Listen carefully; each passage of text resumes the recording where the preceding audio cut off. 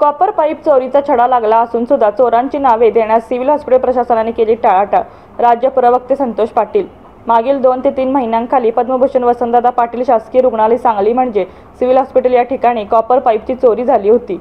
परंतु बरेच महिने उलटून सुद्धा या चोरीचा छडा लागला नाही म्हणून आम्ही सांगली सिव्हिल हॉस्पिटलचे अधिष्ठाता यांना निवेदन दिले होते.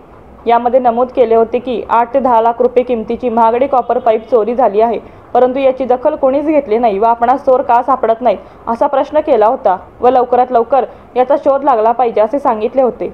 निवेदन देऊन आम्हाला 20 दिवस झाले. 20 दिवसानंतर काहीच उलगडा न झाल्यामुळे परत आम्ही सिव्हिल हॉस्पिटल प्रशासनाकडे गेलो असता त्यावेळेला तेथील अधिष्ठाता डॉक्टर प्रकाश गुरव यांच्याशी चर्चा करून चोर का सापडत नाहीत याचा सवाल केला होता.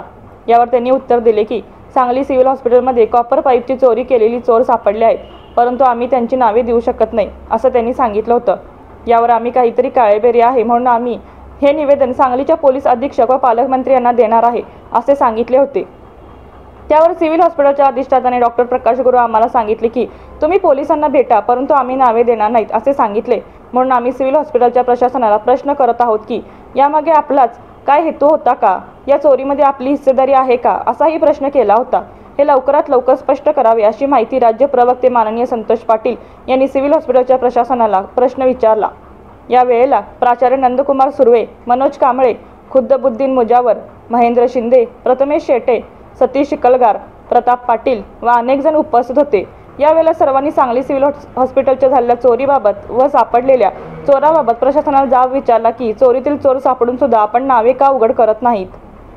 तर संदर्भ या कार्यालय पत्र जावं क्रमांक अमुक 24/11/24 दिनांक 29/11/2024 रोजीच्या प्राथमिक माहिती अहवाल नंतर आपले दिनांक 6/1/2025 रोजी पत्र म्हणजे आपण ह्याला उत्तर आहे.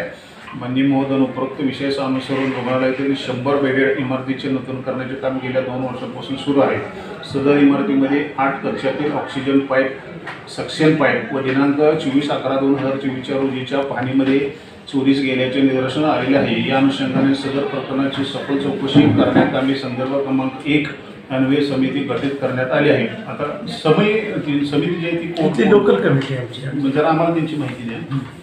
आणि संदर्भ क्रमांक 2 अन्वय विश्रामबाग पोलीस ठाणे सांगली येथे प्राथमिक माहिती अहवाल फर्स्ट इन्फॉर्मेशन रिपोर्ट दाखल करण्यात आला असून सदर गुन्ह्याचा तपास विश्रामबाग पोलीस ठाणे सांगली सुरू आहे.